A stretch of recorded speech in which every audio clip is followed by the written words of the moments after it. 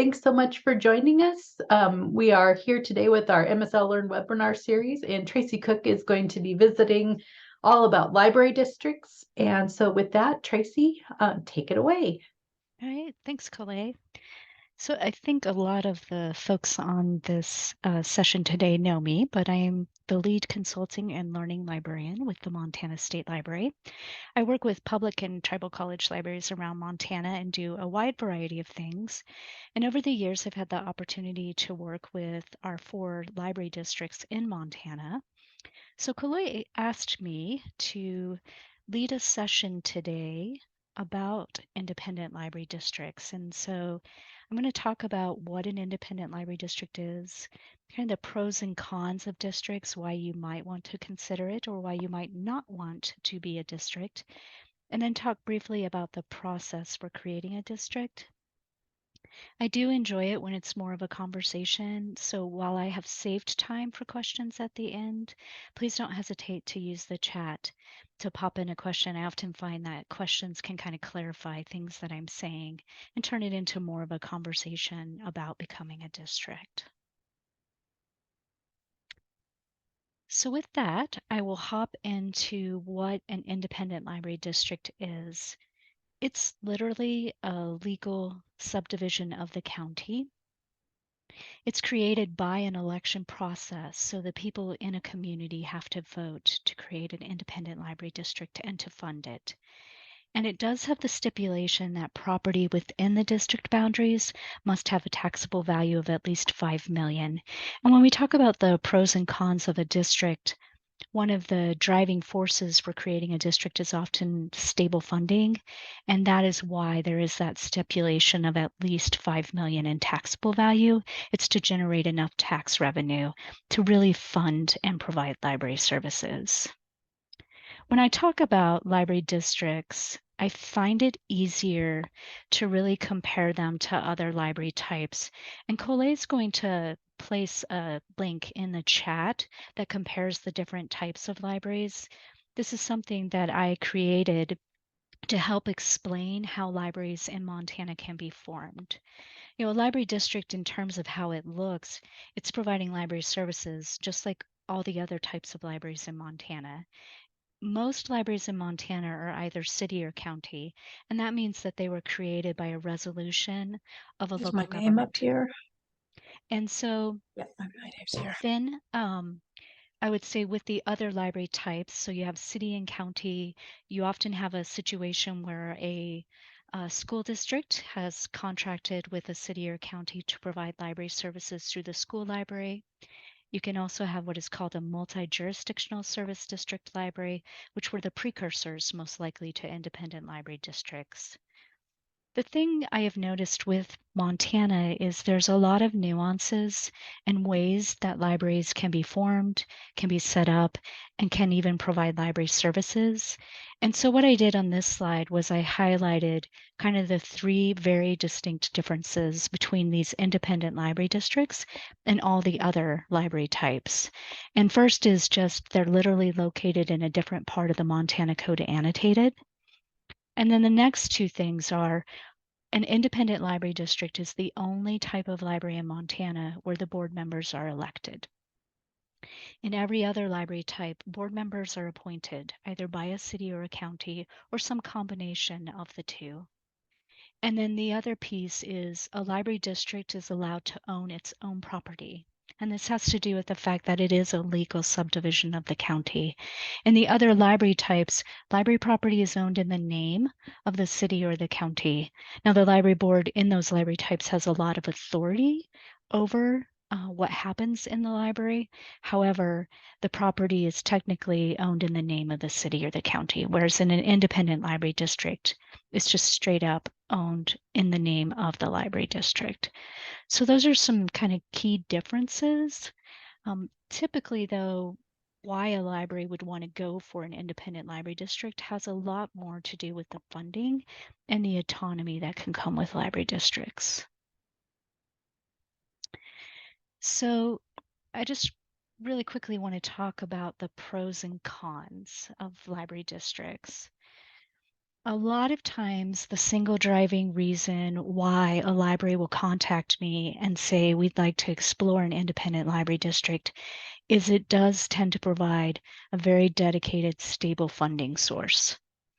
And not all libraries enjoy or have a dedicated library levy. Some do. And if you have a dedicated library levy, a library district might not be the right answer for you. But if you do not, if you have mostly what are called general fund mills, which means you negotiate for a certain amount in your budget from the city or county, a library district can be really great for you because it will give you a dedicated funding source. Typically speaking, if you're willing to do the planning and the really thinking through how many mills and you ask for the number of mills you truly need to run a library district is going to set you up to be more successful. And nationwide, we typically see, and even in Montana, the funding is much more stable for an independent library district. And that's one of probably the biggest benefits of becoming a library district. What library directors have also said to me is because they are not sitting down at the table negotiating with other departments for a portion of the general fund mills of a county or a city, they feel like their job is less there's less of a need to enter the political arena. And one director kind of described it as I feel like I have much more headspace to focus on library services because I know what my funding is. I know what it's going to be. I know what I need to do, and I can focus my energies there. And so that can also be a reason libraries will pursue a library district. It's just perhaps there's not enough funding in the city or county. And so this allows them to have that stable funding, and they don't have to kind of fight those battles in that political arena. You'll notice the last one, autonomy, if you're looking at this, appears on both the pros and the cons. You have a lot of autonomy as a library district. It's something that many people value. So you are the one that sets up your policies. You are the one that actually is responsible for the facilities, for the IT, for some of the services you may receive from your city or county. And while that can be a blessing, it can also be a curse. And that's why I list that on both the pros and the cons. Because while you might have the ability to take care of your facilities and your IT, you also have the responsibility to take care of your facilities and the IT.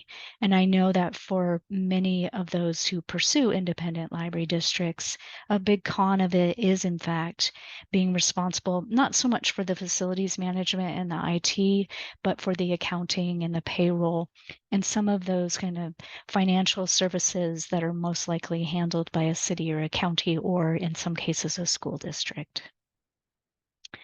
The other big con of a library district is it is a lot of work to set up a district.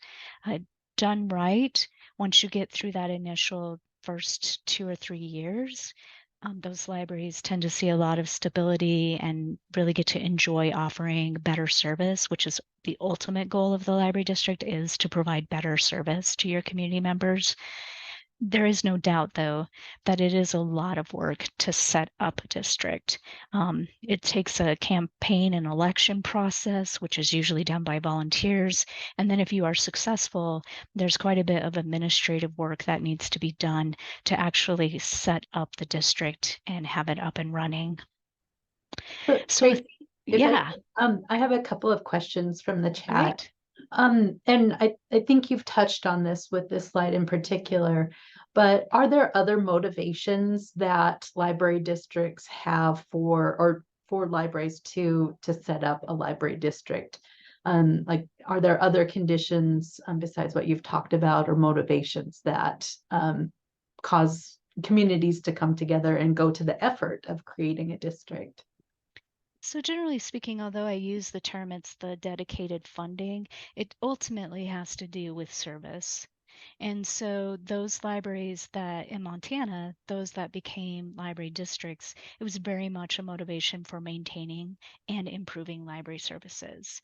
It was for being able to make sure that the people in those communities had a library to go to, had even basic services in one case, and additional services in another case, like just to be able to offer more resources and more programming to community members and more outreach. One of them was able to actually do with like a little mini bookmobile van that could do outreach around the community. So it was driven by a desire for better library services at its heart, I think. It just in some cases looked like getting more funding, but the two are often tied together.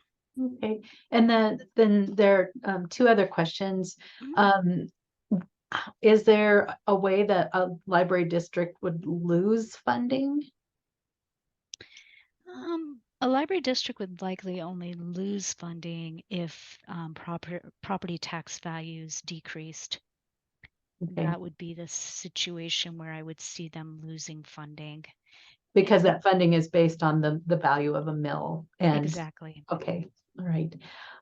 And have there been other, or have there been library district election attempts that were not successful? I I Mhm. don't, I don't remember anything like that. Yep. So the North Lake County Public Library in Polson, it took 2 attempts to become a district. And then very, very early on, like in the early 2000s, late 90s, the Jefferson County Library System became a district and then actually dissolved. And that was, believe it or not, before my time. So I don't really remember the exact situation.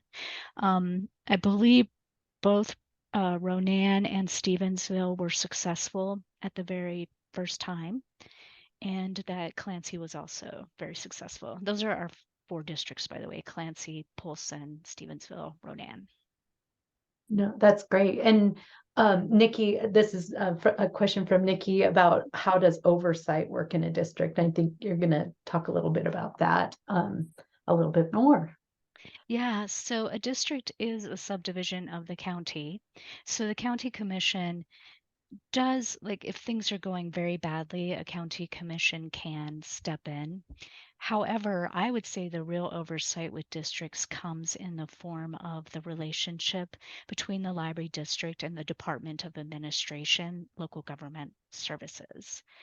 Um, they're basically, if you have a certain budget, you have to be audited every year and you have to file reports with the Department of Administration. And so, if you fail to file your annual reports, likely, your state funding will be withheld. And then that tends to prompt some reaction from the county commission because they become aware of that. And so county commissions can step in and just, kind of ask, hey, what's going on here? Why is this happening? And then I would say the other forms of the oversight can also come through, again, the state, because you're working with usually the public employee retirement system. If you choose, you can choose to be really embedded in the county government system. That is the choice that Clancy made.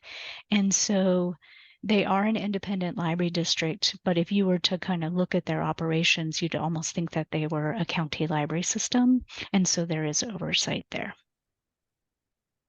Did I answer all the questions, Colette? Yes, I believe you have. All right, And just awesome. a reminder for folks, if you want to unmute, Tracy invites the conversation, but otherwise I'll just keep monitoring the chat for your questions. Thanks, Colette. So the last part that I'm going to talk about is how to form a library district, and I'm definitely giving the very short Cliff Notes version. On our website, we have actually 2 district handbooks, and I am in the process of updating them. The 2 handbooks, one of them is if you're in this initial stage where you're planning and thinking about this option. And then the second handbook is if you are successful at becoming a district, it walks you through the first year and what you need to do to make that transition. I actually recommend reading both handbooks because it will give you a real sense of what you are getting into. I would also say the research and discuss phases happen together. I highly recommend talking to the other library district directors. They can give you a lot of insight. Michelle Finger and Ronan in particular, and Carly Delcine and Clancy actually went through the process of becoming a district, so they'd be able to speak to that. But all of them would be able to tell you about the actual process of being a district, what they like about it, and what maybe is challenging about it. I'll just pause here to see if there are any questions. Cole, if I need to answer, should I just continue? Um, and Carmen, I'm sorry to out you, but I might have you ask your last question directly about the districts. Okay. Yeah, please go ahead. I don't want to try and interpret for you. I was wondering if the 4 districts that we have in Montana were established because there were no services in those areas, or did they replace an existing library? They replaced an existing library. There were services in those areas. Yep.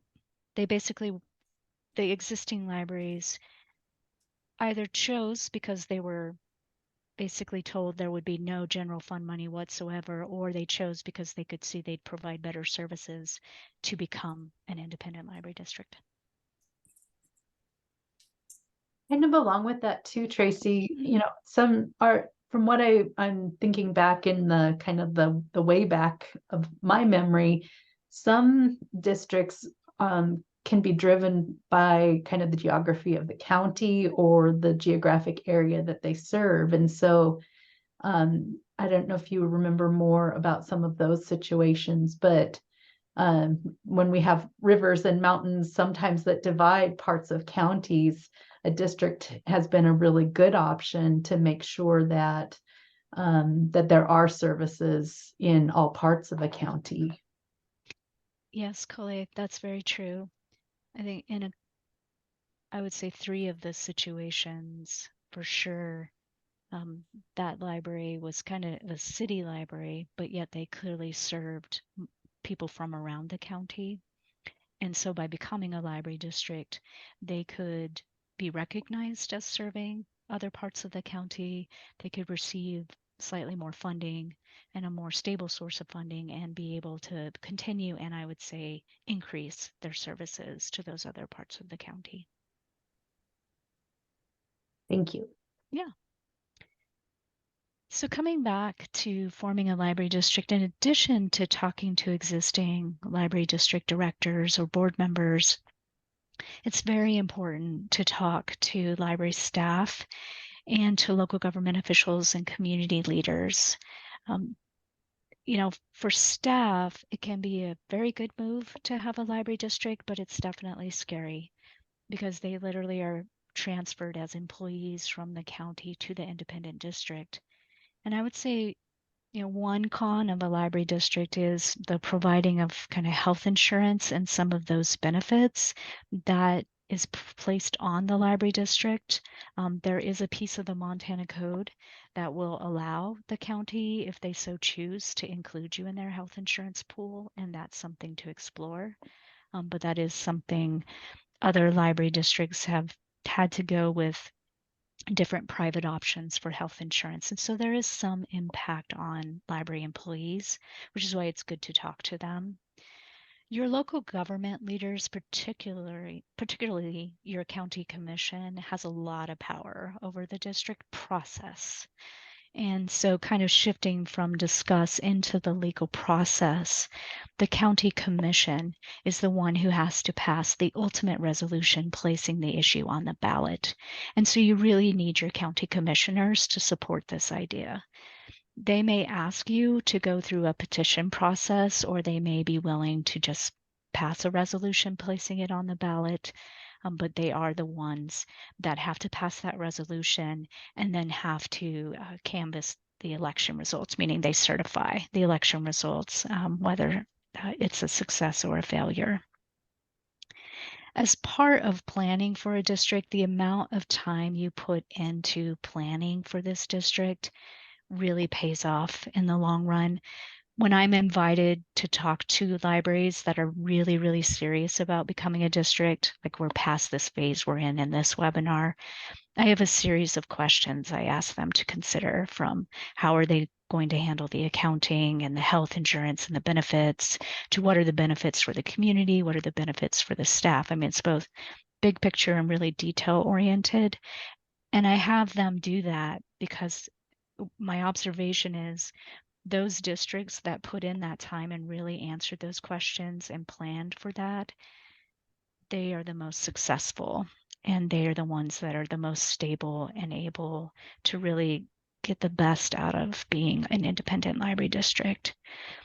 When you do all of that planning, the legal process, that's outlined in the Montana Code Annotated, that becomes a lot easier because you've already decided your boundaries. You've already figured out how many mills you truly need to run a district.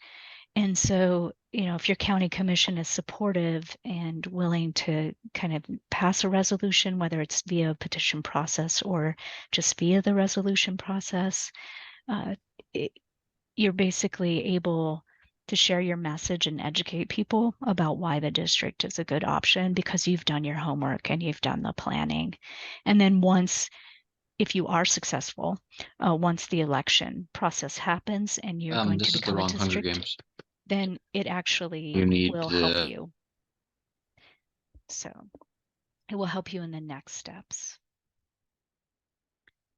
So Colleen, I think I might have more questions, but I'm not sure. I don't have my chat open. And so there is a question, you touched on this about the costs of basically personnel. Are costs of for those sorts of things higher for a library district, especially if they are, truly that independent entity? I don't know if you can speak to just basically, is it more expensive to be a library district than to be established in one of the other ways? I would say it probably is, but I don't know that it is through personnel because, the county or city is covering those costs anyway. And so, yes, the district might be assuming those costs. So I guess depending on your setup, if your county isn't taking any health insurance or retirement out of your library budget, you're probably going to see those costs go up. Most libraries, it seems like the county or the city can't afford to do that. So the library is often paying for those costs. Where I do see costs go up is accounting and payroll. A lot of libraries, the library district chooses to contract that out. Not all. And so if you choose to do it yourself, then you don't have that additional cost in terms of money. You do have it in terms of time. So I would say for library districts, the bigger costs come from the accounting, the payroll, and some of the administrative work, maybe personnel, depending on how the county or city is paying for it. And then if you're really pursuing this because of the ability to improve and increase services for people, there are costs usually with that, of course. I consider those maybe to be the fun costs, I guess, just the ability to be able to provide better service. And so this is just kind of a general question too. If a library district is being contemplated, how long does this planning process take, or how long should it take in order to get all the stakeholders on board and to, kind of have that plan for holding the election and that? So what's a general time frame? Yeah, that's a good question. And I think the answer depends on how supportive people are. Uh, you know, you can do this process in probably, I would say, a year from election working back. Everybody has to be on board, everybody has to be supportive, and people have to be willing to invest quite a bit of time. I believe Polson probably was working on theirs for 3 or 4 years, but there was a need to build support. And if there's a need to build support in your community or your service area, then you probably better anticipate spending a little more time on the process. Oh, that's great. There is a question about of the current library districts, do any of them include territory that's part of a reservation? Yes, But actually, Polson would be an example. Olson and Ronan. And Ronan. Mm-hmm. Yes, they are the only two. I think the other two do not have reservations included.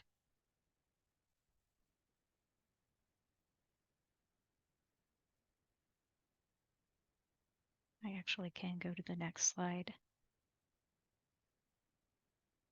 just to see if anyone has any other questions. That was definitely kind of a whirlwind. I completely understand why Kool-Aid was only says just only take 30 minutes, Tracy, but I'm like, wow, independent library districts in basically 25 minutes. It's a big topic. And yeah, if others have questions that I want to ask for clarification or other, please do feel free to unmute and speak up and ask those questions. We have a few minutes left in our time. Yeah, the questions are what make it interesting, so please don't hesitate.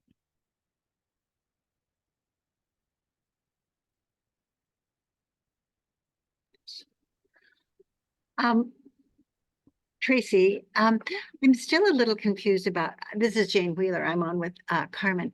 I'm still a little confused about what relationship there is to the county. We are now a county library. How does that relationship stop or continue? Mm-hmm.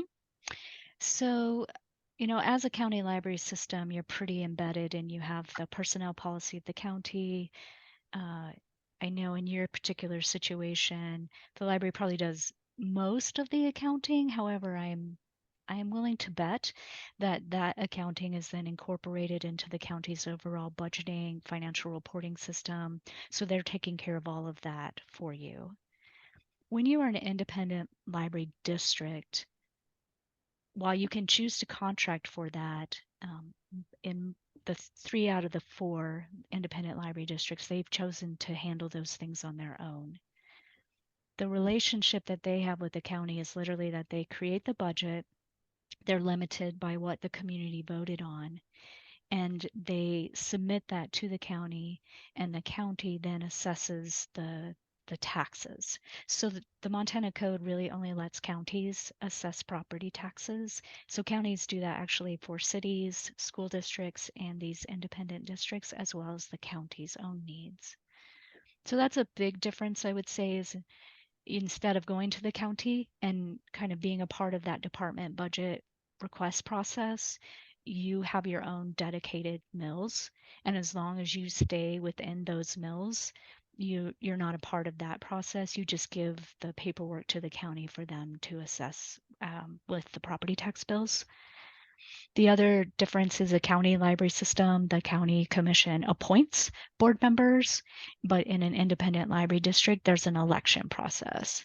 And the county would actually certify the results of the election, or if there's not a competition, if there's like only one person running for a board member seat, then the county commission is given the authority to just, I think it's called acclamation. I'm not 100% sure of that word, but basically what the county does is they say that person can serve as the board. So does that help, Jane? It's It does. okay, good. Yeah. Yeah, I just had another question on that is, so if when setting up a district, you set the number of mills you think will be necessary to run the library, what can there ever be a change in that? Mhm. Right? Can they change and say, oh no, we need 35 mills instead of 31? Yes. Yes, actually, the law does allow you to increase the number of mills. You would go through an election process to do that. One technique that Polson used that I thought was very, very farsighted and very good strategy and is maybe why it took them a couple times to get the district, is they sort of thought about how many mills they would need over the course of time. And so they asked for more mills than they needed at the beginning of the creation of the district.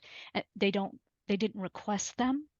They just requested the number of mills they needed, but they had a cushion so that they could anticipate with inflation and some other, and I think the offering of new services, they could go ahead and increase their mills over time. And that was, I thought, a very wise strategy. Tracy, I have a question for you. Yeah. I know we're coming up at the end of our time. First of all, thank you for putting on this training, and it's wonderful to see you. It's nice to hear your voice, Alyssa. Yes. Especially when it's not questions about like the legality of library cats, right? which I'm still so sad about. I really wanted those library cats. Are you going to do a similar training on multi-jurisdictional service districts? I can, I guess. Okay. Yeah. If you yeah. want. Yeah. I'm just curious and getting to spend more time with you talking about districts. Sorry, Tracy. Talking about complex legal phrases. Yes. I'm really curious about how that allows for kind of a merging of a couple of different systems and how you could potentially scale different mills based on proximity to the location of the library, right? And do some stuff like that. So yeah, the mills thing, you can do the same with independent library districts. Yeah. That part's kind of similar. Mhm. What's nice about multi-jurisdictional service districts is they're sort of like you have a fair amount of independence, but you still have or can have the city or county handle your accounting. You can still have your employees be recognized as employees of the city or county, which allows for that benefits to be covered. So you sort of get the best of both worlds with a multi-jurisdictional service district library, but you have to live with a lot of gray because so much of the code was repealed. Yes. Thank you. Yeah. Thank you for the wonderful training. You're welcome. My turn.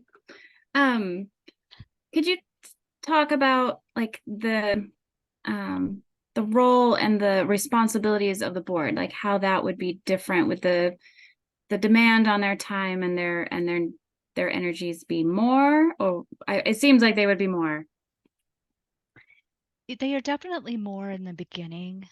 I would say, and this is a really great question to ask the library district directors. I feel like once you get the policies in place and you get a good budget process in place, it's the same. And I don't know if this will be true everywhere, but in a lot of places, even the election process, they often don't have to have an election, because I know that's something board members find a little intimidating. That isn't the case everywhere. I mean, I know Polson has had to have a couple of elections, so that's a place where the board might be a little different. But usually it's very low key. It's not like an active campaigning process. So I would say board responsibilities are about the same once you're set up.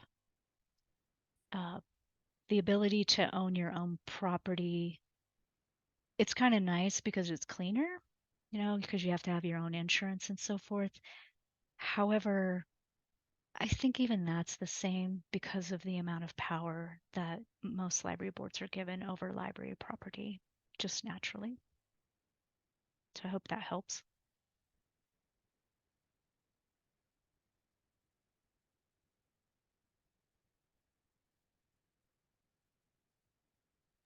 I have one.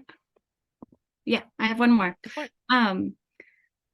So would it be extremely unusual or impossible for the county to initiate this process as opposed to the library initiating this process? In our situation is more, the interest is coming from there, not so much from here. Yes, Nikki. I'm very curious because you're the third library director, 3 different counties who've kind of mentioned county commissioners saying you should go the independent district route. I think they just kind of want to offload us off their Mhm. to-do list, I think, and their responsibility. I think it's a liability thing more than anything. They look around, they see libraries attracting liability because of political climate and things, book challenges and all that. Yeah, I would also say, just in some casual conversations with them, they are feeling the pinch of some infrastructure that makes it difficult for them to have enough money to provide a bunch of county services. And so with libraries have this ability to go for dedicated mills, and so I'm seeing counties kind of it push them into this, which they could just say have a dedicated mill. However, I think they do like the independent library option because then you are on your own and you're taking care of it. And you're right, they don't have to have that accounting and payroll and HR piece. Which we do have our dedicated mills, thank goodness. Yes, yes, you do. Thank goodness. Is right. But yeah, it's still, scary. And it seems like if we were to pay for all of our own insurance, right now we share in a policy with all the other counties or all the other departments. It seems like our own insurance would probably have to cost a lot more. Things like that, our own workman's comp and all that. Workman's comp is pretty cheap. Is it? Okay. The insurance varies.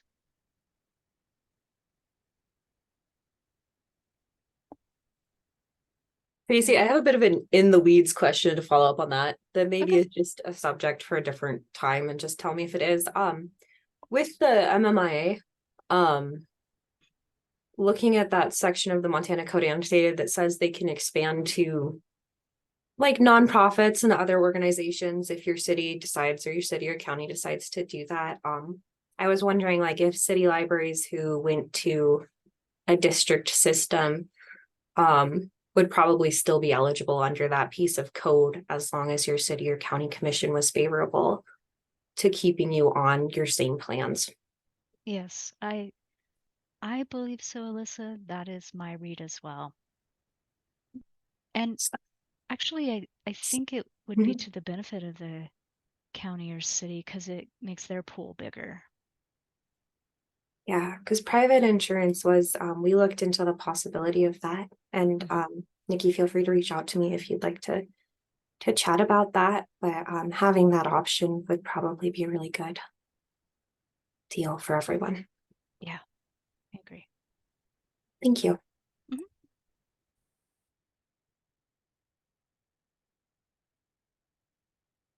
Just gonna check in and see if there are any other questions. I posted a link in our chat to our evaluation form. We really appreciate your feedback on each of these sessions.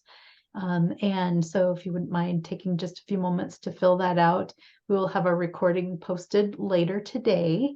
And you can claim CE credits in Aspen for watching this session today.